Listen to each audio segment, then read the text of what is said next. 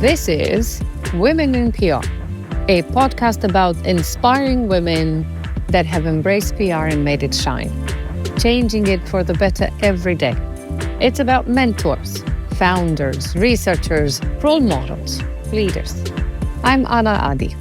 Women in PR is brought to you by Quadriga University of Applied Sciences in Berlin and professionalpodcasts.com. Would you apply for a job in PR and comms in a different country, even if you don't know the language? And would you leave the familiar and comfortable behind to start anew somewhere else if you got the job? Go and learn to navigate PR in a completely new cultural landscape. And do you think you'd manage to lead a diverse team across language barriers and cultural norms?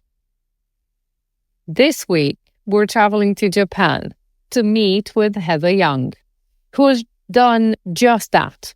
Heather is the Vice President of Communications and Public Relations at the Okinawa Institute of Science and Technology, and she's moved from Canada to Japan, embracing the new with curiosity.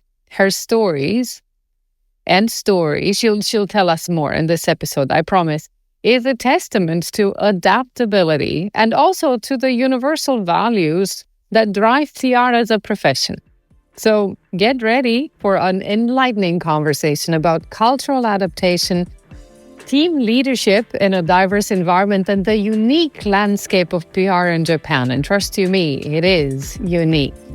Heather's insights in this episode will definitely challenge you to think globally about PR and comms. And who knows, maybe inspire you to embrace new opportunities, wherever they may lead. Heather, welcome to the show, and thanks so much for coming. Hello, thank you. So one of the things that I ask every guest on this show is, how on earth did you end up in PR and comms? Well, originally I was curious about the publishing industry. So I did a master's in publishing, and while I was there, I thought, I love books, I love magazines, I love online publishing. But I was really intrigued by the communication side of that. So how, when we publish all those different elements, when we make those things public, we're communicating with really different, diverse, interesting audiences. And so I started learning more about annual reports and sort of that corporate organizational side of it. And so that was really the beginning. From there, then I did an internship at a publishing house, which was awesome. And then when I was looking for a job, an amazing opportunity came up as a communications manager with Special Olympics, which is an organization I'd been involved with, well, now for 2 decades, but at the time, much less. And so I jumped in all the way. I jumped in the pool with 2 feet and then was able to use those skills in publishing and apply them to communications. Oh, wow. Special Olympics, by the way, have just happened in Berlin. So it's a small That's right. The World Games were there last week. I'd forgotten about that. Yes, absolutely. What people sometimes don't know about Special Olympics is that they actually happen year-round in communities around the world. So training competition happens every single day, but the fortunate few can go to the World Games. And yes, they were just in Berlin. Oh, wow.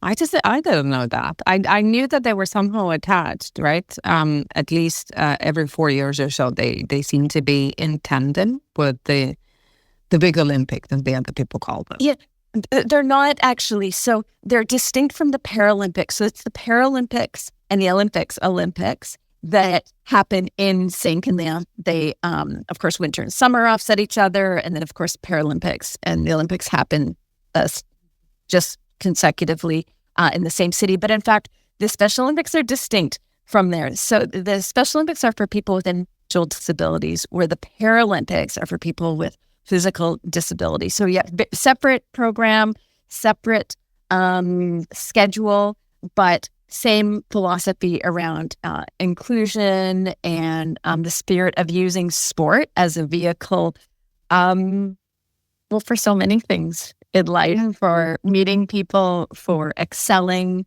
So yes, it's a different topic. But Indeed, but now that you say it, in that spirit of inclusion that you've mentioned, I think that then the Special Olympics should be brought closer to the Paralympic and the Olympics. Because if that's the case, it kind of feels like we're missing out, and that's something that probably we've taken for granted rather than say we've skipped and not thought of.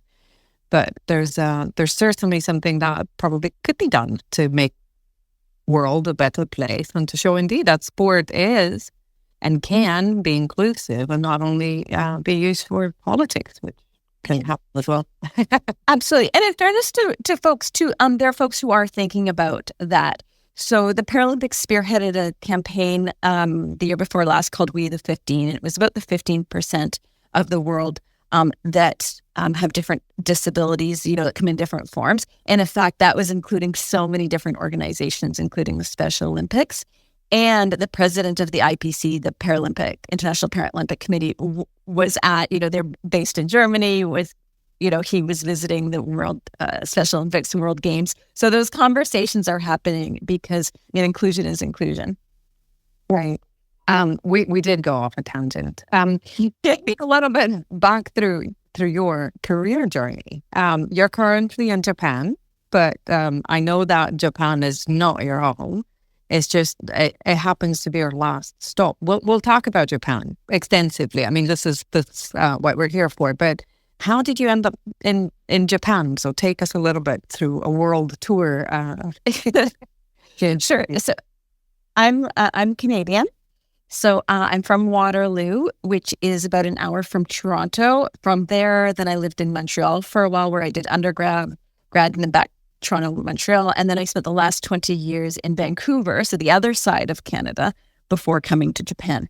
So after the Special Olympics, then I had the good fortune of working for the Workers' Compensation. It's a statutory agency organization in British Columbia, really on the health and safety side. That was, I should say, overseeing all the proactive communications.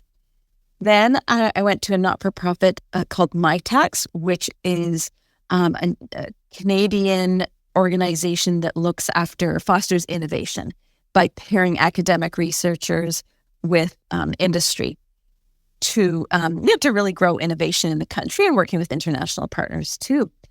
And then I was looking for a new opportunity from there. And that's, I'd been looking abroad. I was curious about working abroad. And then that's how Japan entered the picture. Why Japan? I hadn't been looking originally in Japan, to be fair. I'd been looking at sort of more traditional places. I saw a job posting. People often ask, how did you find OIST? And I saw a job posting on LinkedIn. So there's a push for LinkedIn. I saw the posting. I read the job description. And I thought, that's interesting. I actually felt like the job description had been written for me. That's how much it resonated. But it seemed a little far-fetched. It seemed just a little bananas, a little out there. Anyway, so I didn't apply right away, but I must tell you, a day or two later, I was still thinking about it. So I went back to the job description. I looked at it again, and I thought, this is just too interesting to not give it some serious thought. So it's so I have the distinct pleasure of being the Vice President of Communications and Public Relations at OIST. So that stands for the Okinawa Institute of Science and Technology. So I started doing my homework and learning about the school, learning about Okinawa, learning a bit more about Japan. And it was certainly intriguing. I mean, the more I learned, the more I wanted to learn. And so I thought, you know what, why don't I put my application in? And so I submitted my resume and letter, and I didn't mention it to my husband because it just seemed so out there. It seemed perfect. So I didn't even mention it to him. So fast forward, I can't remember, a month or two when they called and the process started in earnest. And I got the first interview, of course, then I had to mention it to him. I said, oh, by the way, honey. But, through the process, it did seem unimaginable because it was just, because I hadn't been looking there, because Okinawa is a really unique place. Not only does it have really fascinating and important history, but it's not really that close to the mainland of Japan. I mean, we're closer to Taiwan, so we're bordered at the East China Sea on one side and the Pacific Ocean on the other side. So we're pretty remote here, but you can imagine where the story goes. Several interviews, a panel interview, several interviews later, then my husband and I were having a pretty serious conversation at home about this very interesting opportunity. Oh, wow. Wait, because I'll come back to, far-fetched and ending up in what you described as a remote corner of Japan. But you said that you were considering more traditional roles. What are those? No, not traditional roles, traditional locations. When you think of working, or when Canadians think about working in traditional place Canadians look for to work. Canadians look a lot in Europe, in the States, in Australia. And I was looking in those places too, partially because I work in communications. I was looking towards English-speaking countries because of being in communications. I was looking at that. I was looking a little bit in French-speaking places. I do speak French now, not to the level that I am in English, where writing speeches and things like that. So I was looking a little bit, especially at companies and organizations that where their working language is English, even if they're working in different languages. So I was looking. Yes, Canadians sort of traditionally stick to some of those places, but not exclusively, more just because they were coming up. And that's where some of the opportunities were. No, I mean, we've had previous conversations about this, but I go back to it because, of course, Canada is bilingual, if not, more than that. And we often speak about how inclusive and how, global in a sense public relations as a profession is. And yet the reality of it is you're not, in a sense, the first guest on this podcast to point it out. It's heavily language dependent. So all of a sudden, if you come from a place where English is not your first language, but rather something else, all of a sudden the possibilities of switching markets, of switching countries, of switching places seem to dwindle. And there's always a question, is it really because we're not courageous enough in applying outside of countries that we don't know? Or is the other way around, that, there is a level of assumption or rejection towards people who apply from outside of these markets? And it's probably somewhere in the middle, the truth is somewhere in the middle. But that's why I've asked, what is traditional, just so that we point that out. Now, tell me a little bit about this far-fetched place that you how did you prepare yourself? You said that there were multiple layers of interviews. Erin Meyer, for instance, speaks about Japan and how important in Japan is to read the silence. It's something for Europeans that you don't really, you can't really imagine. So how did you prepare? How did that go? Well, the preparation was made difficult by COVID because we weren't able to visit for the interviews or for a housing visit. So we depended on a lot of online resources. So even things like videos, like amateur videos, as opposed to the clean, beautiful, produced videos. So a lot of videos of people walking around, people talking to people. So a lot of videos, and then certainly the traditional books around business etiquette in Japan and online resources like that.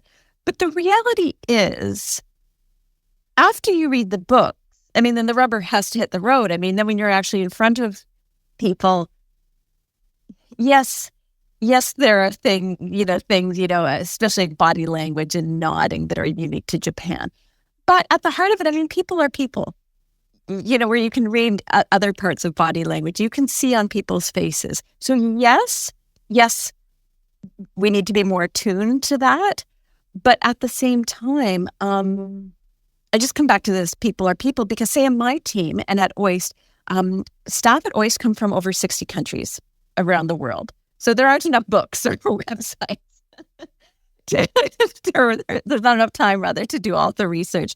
I mean, in the communications team alone, so about half of my team is from Japan, and about maybe half of those people from Canada, of course, the US, England and Scotland, Mexico, Taiwan, South Africa. I haven't forgotten anyone. Now, we do skew towards English-speaking countries, exactly to your earlier point, because because we're working in English and we're working in Japanese. So, we try to develop norms in our teams to be able to communicate as well as we can across all those different cultures and languages. But back to your original point, yes, I mean, we do cognizant of, sometimes nodding can actually mean no, which is counterintuitive to me. So it's a balance between sort of doing your homework, but then also just keeping a really, really open mind and being really, really curious. Can you remember an instance, when you thought you were saying yes and somebody else understood something completely different? Not necessarily that opposite like that, but it happened. It happens in meetings where your spidey senses go off because someone nods or even says, yes, yes, and I think, no, I think that's what I read about. That I don't think that's a yes. And so then, and I ask questions. So I just try really hard. If I don't truly, think things not clear, if I don't understand, if I'm afraid that someone else doesn't understand. So it means lots of questions, which sometimes I think, at least with the North American sensibility, we can get frustrated because we want to know what's going on and then move to the next thing. So it does make me slow down a little bit, which on the one hand, I don't necessarily want to slow down, but of course I want to make sure that we understand. So yes, I would say that's maybe not daily, but weekly. Right. So it heightens up your reflection, right? It heightens up your attention to what goes on, maybe to a level that you took for granted or you did not consider before. Yes, absolutely. Go ahead. Sorry. Oh, I was going to say, that reminds me, another thing in these sort of situations is that at OIST, I think people are really good at not taking offense. So if you don't understand something before, at home, someone might get rubbed the wrong way right away because something wasn't exactly as they expected, or it just sounded a little funny. People are really generous with one another because everyone's aware that we're working across cultures, languages, religions, other societal norms. So I would say people are really good about just digging in a little bit. Oh, tell me about that. Or what do you mean? As opposed to at home, where I think people are a little quicker to take offense. Interesting.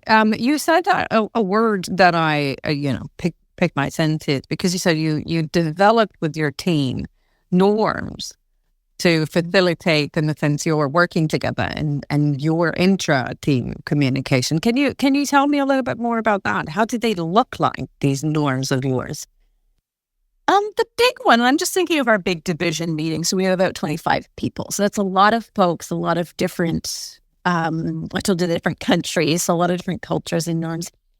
One of the things I try to do is allow for an environment where people participate at the level like where they're comfortable at.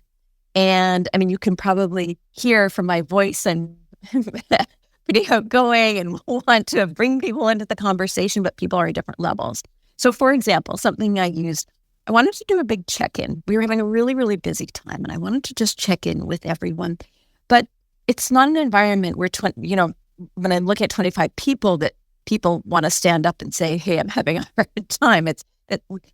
I'm cognizant that people are at different places. And so one tactic, one little tool, I guess, that we used is check in with people. And so people put up their hand to indicate where they're at, how they're doing. So if you put up a fist that indicates 0, 0 is not very good.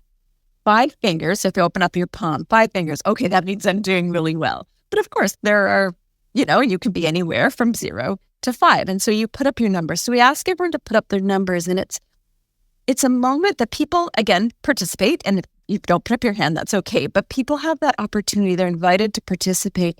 And it's a kind of low risk, like low entry way to share where you're at. And it also invites other people to look around and see, if some of their colleagues are at 0 or 1 or 2, that maybe they can give that colleague a little more space. Maybe they can give them a little grace. Maybe they, if they're close to them, can say, hey, can I check in with you? So that's just one little tool that we've used that I think it seems to go across different cultures. Mm-hmm. Now, but forgive me for asking, the little knowledge that I have of Japan is that they might be reluctant, right, in sharing things that they might perceive personal, and asking someone to check in a public space, okay, even a team space can be, can feel very, very public in Japan, might require quite a lot. So how do your colleague, your Japanese colleagues, how do they come across? How do you make them feel comfortable to play in?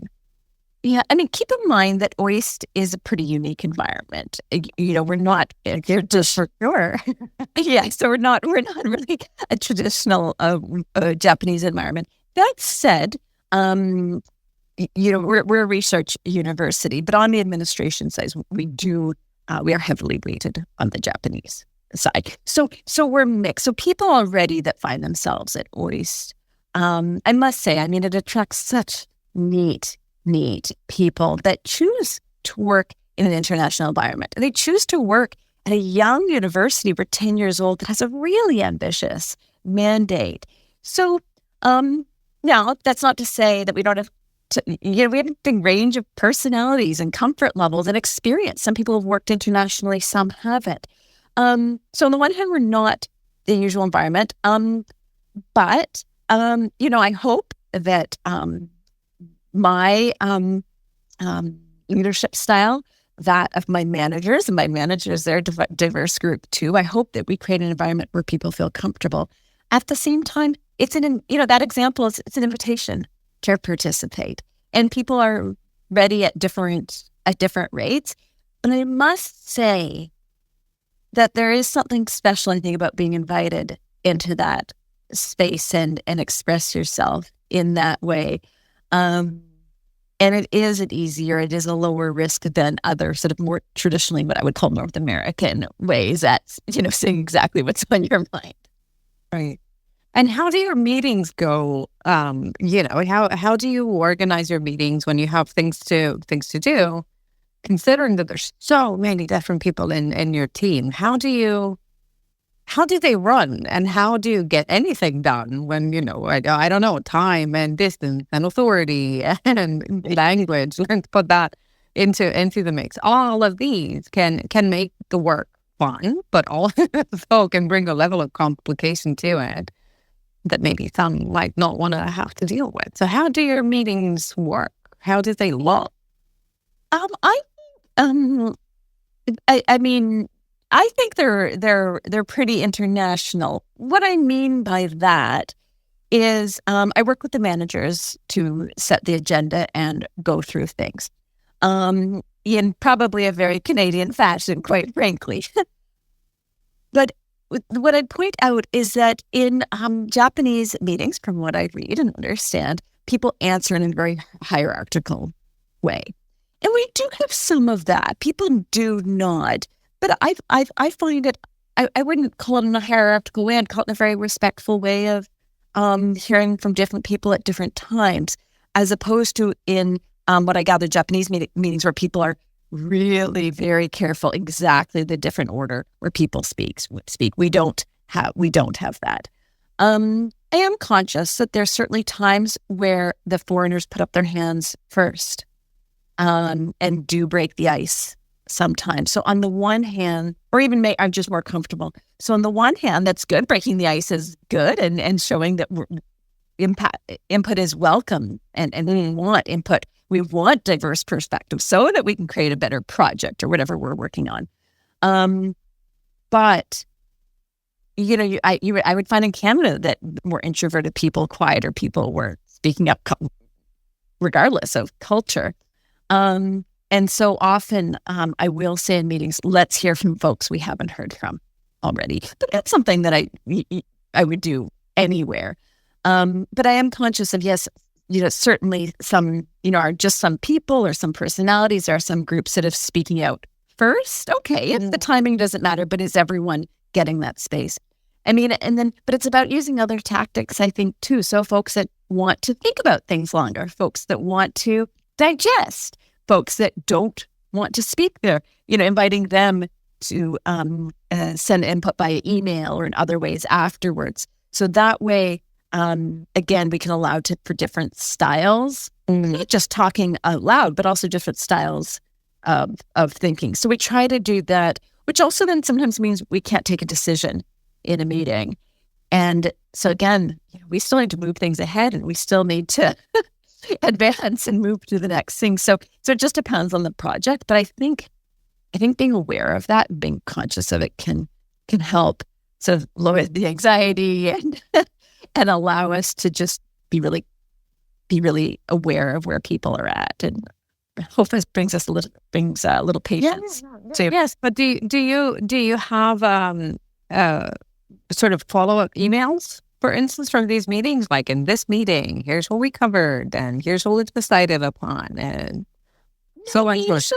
We actually don't. We move pretty quickly around here.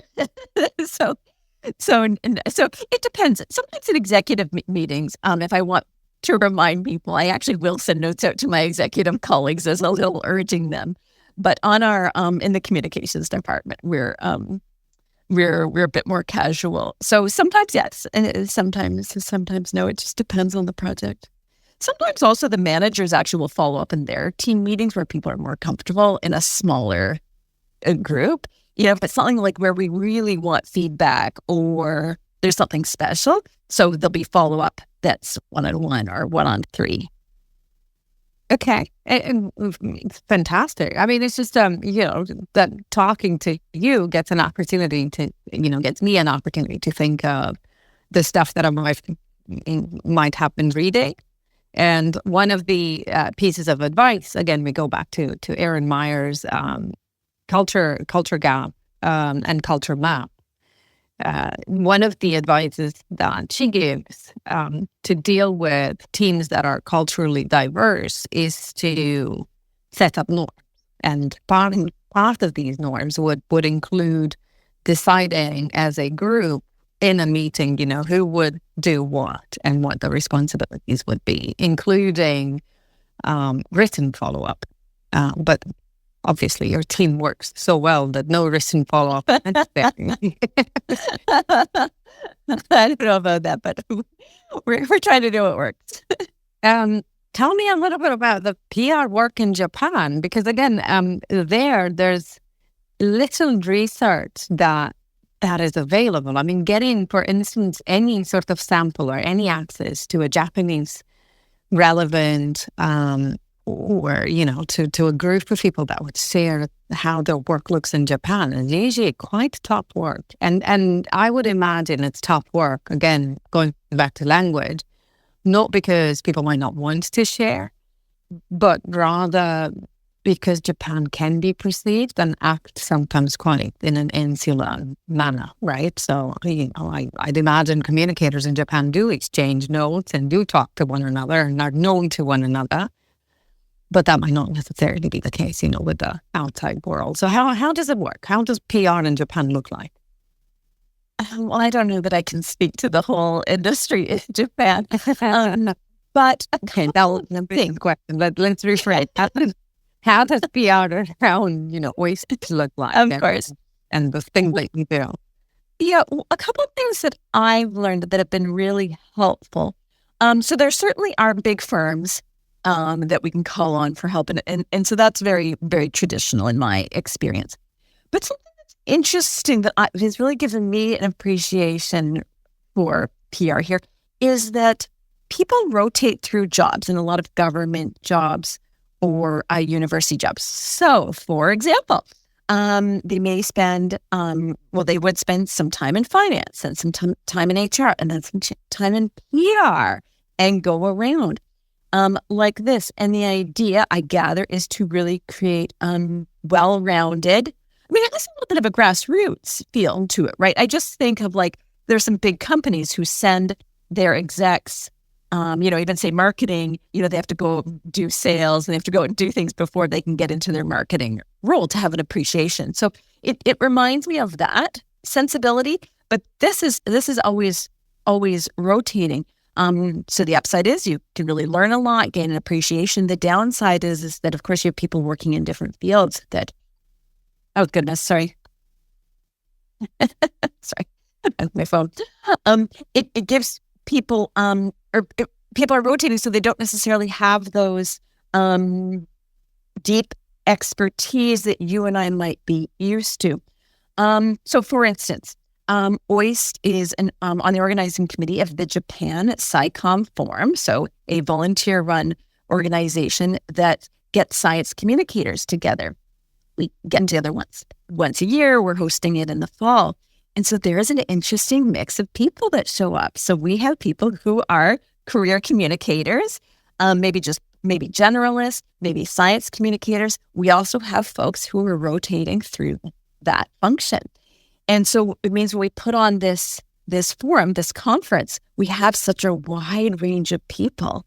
But it's an opportunity to mix and learn from each other. And so usually the folks that are new to the industry come in and just aren't sure what to expect and are just soaking it up and just happy to be exposed. It also means that it's a chance for, say, OIST, and there are some other universities that have full-time science communicators and communicators. It's a chance for us to show some leadership and help elevate the profession across universities and across Japan. So it's really interesting, and that I didn't know, that I hadn't read about before coming here. But it's a model that OIST is sharing with other universities. Now, you touched on this idea of sort of being more insular and working across folks, and I must say that yes, there is that feeling of sort of closed. But every time I've called, so we're in Okinawa, it takes about 3 hours to get to Tokyo by plane. Every time I'm there and I've reached out to counterparts in Tokyo, every time people have responded and been lovely. It's like anything, it takes time to build a relationship and build that trust, but everyone's been lovely. And when I have asked for ideas and insights, or geez, what do you think about this? Again, I think people are people. People appreciate being asked and appreciate connection. And I think, quite frankly, being a newcomer here, I should be asking questions because there's so much to learn. And I think maybe people appreciate that curiosity too.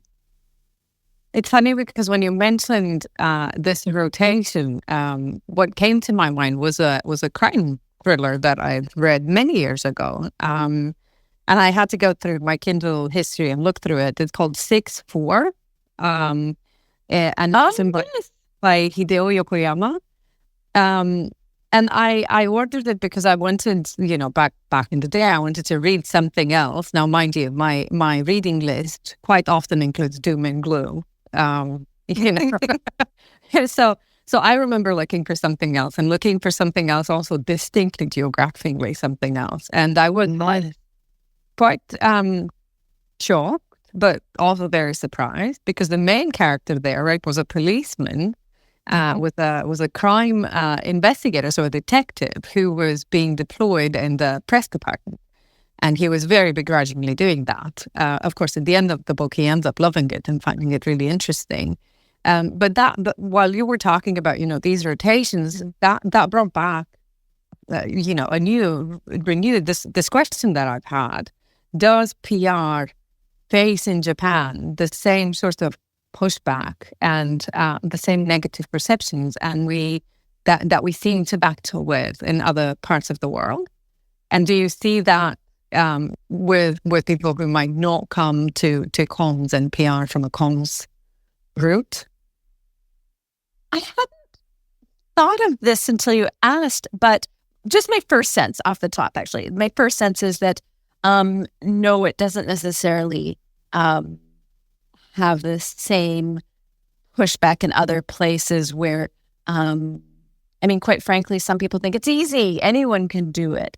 And I would say my general sense in Japan is that people do see it as the profession that it is. And the part that I'm just wondering is maybe it's because so many people have had the chance to dip their toe in it and gain an appreciation for it. So I think, so in Europe, there's only one place that I knew of a comms onboarding that actually included rotations in other departments. And she's been our guest many, many years ago. It's Ildiko Kovac, who trialed, tested, and deployed something like this in her team at Continental. But I think Japan is onto something.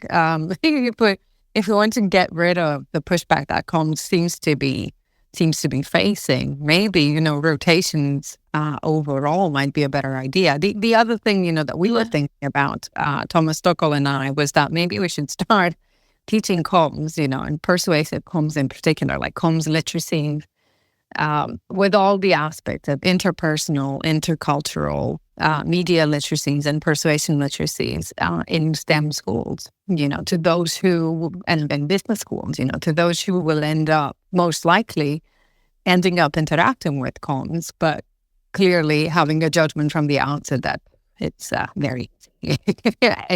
Do it. I do see that conversation happening a little bit around science and STEM schools, because as of late, of course, there's been such an apparent need to be able to communicate science and to communicate it well. And it's very different than a journal article. It's very different than an academic poster, a research poster. So I do see those happening. Of course, COVID has not necessitated, but has brought that to the top, that we have to communicate the research that's happening in the science. So I can see how that is applicable in other areas too. Oh, how interesting. We're running out of time. It's ridiculous how fast these conversations are going. But if you were to think, of yourself at the time when you've applied. By the way, I imagine the husband came with you. Did he? Yes, he did. He did. Thanks for asking. Yeah. I just thought I heard a we, but no. If you think back, the process for going through the interview, of prepping, of reading, how does that compare with the Japan and the Okinawa? Did I understand it's a microcosm in itself, and it weighs even more so. And how does that compare with the stuff you found? So I've been here for I've been at OIS for over 2 years now. Keep in mind the first 6 months, because of COVID, we were actually stuck in Canada, but been at OIS for over 2 years.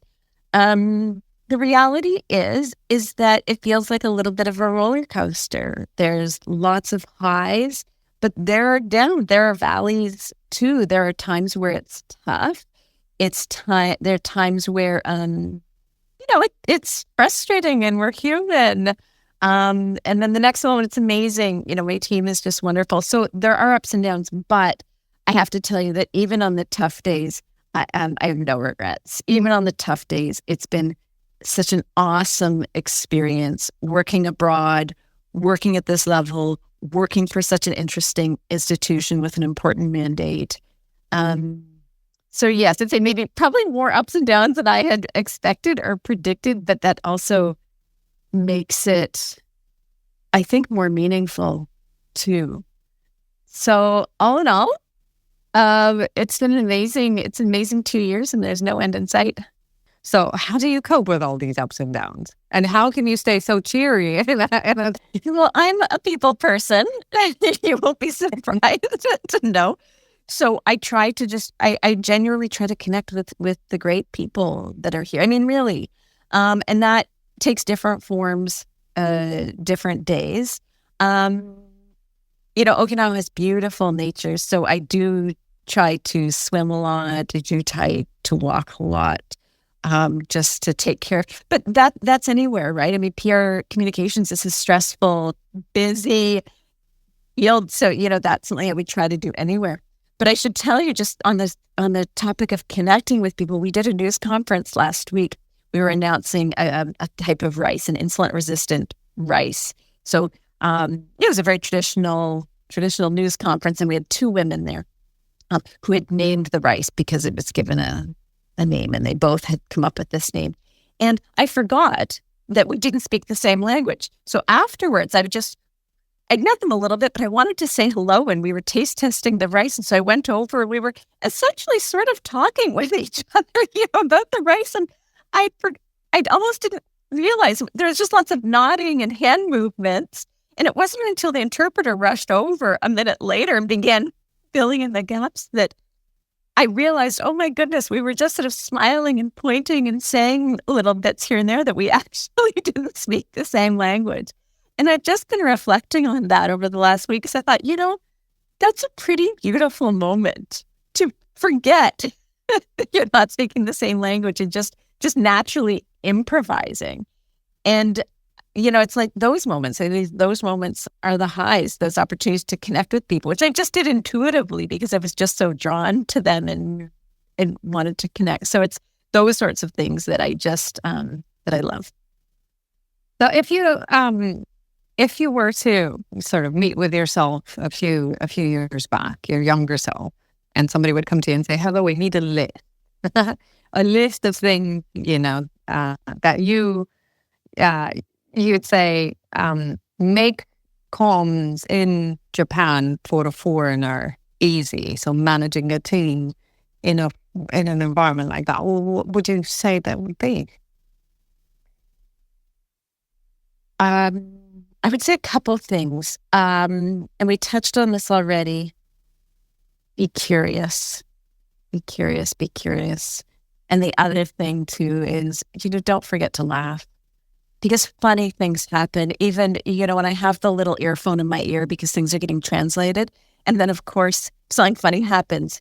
I mean, this was really funny. When I have like a delayed laugh, if there's a little joke, and then of course I laugh a little. And the first time that happened, of course, it just made me laugh more because it was so funny. And then they're laughing because my laugh is delayed. But like that's a pretty beautiful moment. So I would say, don't forget to laugh, even if the timing is a little off. But the other thing too is, I would say, like, to be patient, because the other living stuff, and we haven't talked about that, but the other living stuff around the comms, I mean, in some ways, the comms is easy. I mean, the fundamentals are the same. What's the business need or opportunity for the audience? What are the goals, the measurement, the budget, the challenges? Like, those things are universal. They're the same here. We still have to do great work and affect our stakeholders and engage them and all this sort of things. But it's, as far as the bigger picture in Japan, be patient with some of the other stuff, the living, the driving on the left side of the road, and the getting something done at the bank and the doctor's office and the food and things like that. That I hadn't. Again, I'd watched the videos, but I'd been really focused on the people and the business etiquette and that sort of stuff. I'd put some of these other daily living cultural things a little down the list. So maybe I would have thought about them a little more. But also, those are the kind of things you just figure out. But yes, I think I should have been more patient. I think I should continue to be more patient with myself with some of those things. Well, fantastic. So I'll take curiosity and patience. Funnily enough, they don't come into any PR course. And the more I hear, the more I think, they should. And again, curiosity, right? Well, without that, what's really comforting though, from what you've said, is that the core of PR work, the strategic core of the PR work is the same. I mean, that is in a sense comforting, right? To know that languages you might learn, people you might meet, you might be able to identify and build network to support skill and knowledge gaps that you would be aware of having. but that strategic, foundational, research-based insights, work is the same. Maybe we do have a chance of calling this a global profession after all. Absolutely. I think we should. Well, Heather, thank you. Thank you so very much for making time for me today, for sharing this wonderful story of you embracing Japan and taking your husband along. And I really look forward to us two crossing paths again. Thank you. Absolutely. Thank you so much for the opportunity. Now, this episode was recorded in July 2023. And since then, Heather has continued to make waves in the world of PR and comms. Most recently, she was on Reagan's 2024 Top Women in Communications list. Well, told you, she is making an impact and her leadership is being recognized. Now, Heather's journey reminds me of our other conversations in this podcast with Edna Emyahil, Ildiko Kovac, or Joe Osborne. Like Heather, these women have navigated the challenges of working in different cultural and linguistic environments, and they've navigated them well. I'd say so quite successfully. And if you go back and listen to those episodes, you'll see that Heather and all these other women share a common thread of adaptability, curiosity, and in a sense, a deep understanding of how PR works, regardless of culture. Edna's experience in Switzerland, Ildiko's work across Europe and beyond, and Joe's global career, they all echo Heather's insights about the importance of cultural awareness and the power of effective communication across borders. Now, these stories collectively highlight how PR and comms professionals can thrive in diverse settings, only if they adapt their skills but maintain the core of the profession. And that is a focus on people and a focus on the legacy of what comms is doing. Women in PR is brought to you by Quadriga University of Applied Sciences and professionalpodcasts.com. To learn more about the show and my guests, do check out the show notes. I do have show notes now. And if you like the show, please do share it. Now, if you have comments and suggestions, you can find me on LinkedIn or Instagram. Yes, I've moved from Twitter. I am on Instagram. I am Anna Adi. Thank you for listening, and till next time.